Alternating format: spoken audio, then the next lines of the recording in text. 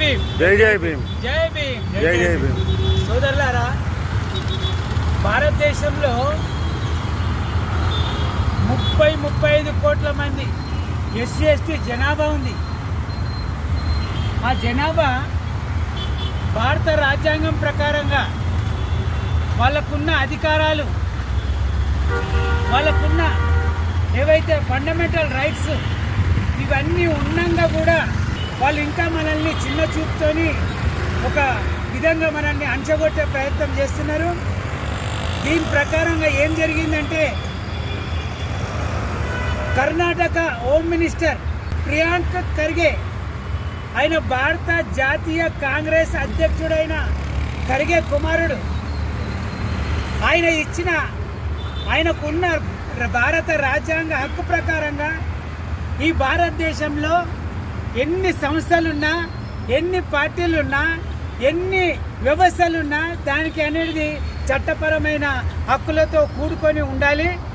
అటువంటి ప్రశ్న చట్టాలకు లోబడి ఆర్ఎస్ఎస్ అనే సంస్థ 100 సంవత్సరాలు పూర్తి చేసుకున్నప్పటికీ కూడా ఇప్పటి వరకు ఆ సంస్థకు రిజిస్ట్రేషన్ అనేది జరగలేదు.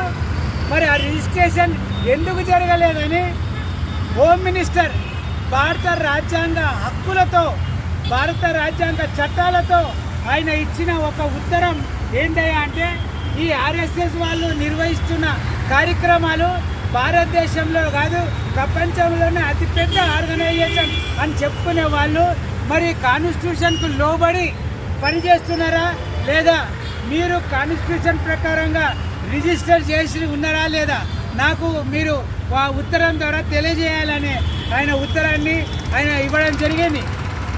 అయితే దానికి గాను వాళ్ళు ఏ విధంగా ఉత్తరం ఇచ్చారంటే, మేము 100 సంవత్సరాల తర్వాత ఇప్పటి వరకు మాకు ఎవరు అడగలేరు, మీరు ఎట్లా అడుగుతారు, కాబట్టి ఈ విషయాన్ని ఈ ఇందుకు సంబంధించిన మా సంస్థ కాబట్టి మేము దాన్ని రిజిస్ట్రేషన్ చేయమనే విషయాన్ని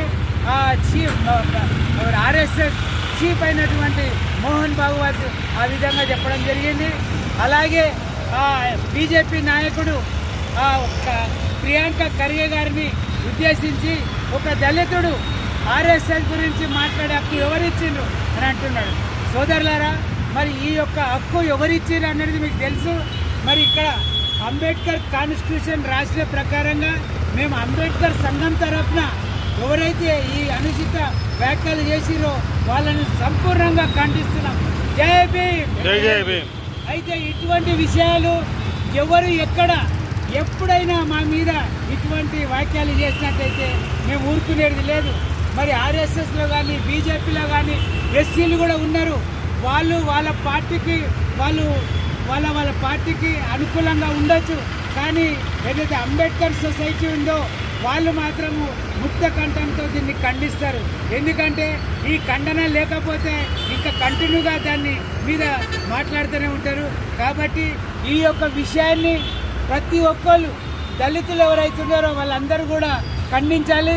ఇంతకుముందు కూడా మన భారత హోమ్ మినిస్టర్ కూడా అంబేద్కర్ మీద అనుచిత వ్యాఖ్యలు చేసినందుకు ఇదే స్థలం నుంచి మేము ఆయనను కూడా ఖండించడం జరిగింది.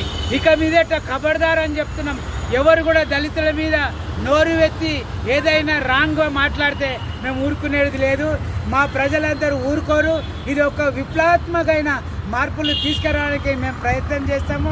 వీళ్ళందరూ కూడా గమనించి మీరు ఈ యొక్క వీడియోని ప్రతి ఒక్కళ్ళకి షేర్ చేసి అందరూ ఖండించవలసిందిగా all India SC ST right protection society తరఫున మా ఆఫీస్ బేరర్లు అందరి తరఫున మీ అందరికీ వినయిస్తూ థ్యాంక్ యూ. జై భీమ్, జై భీమ్.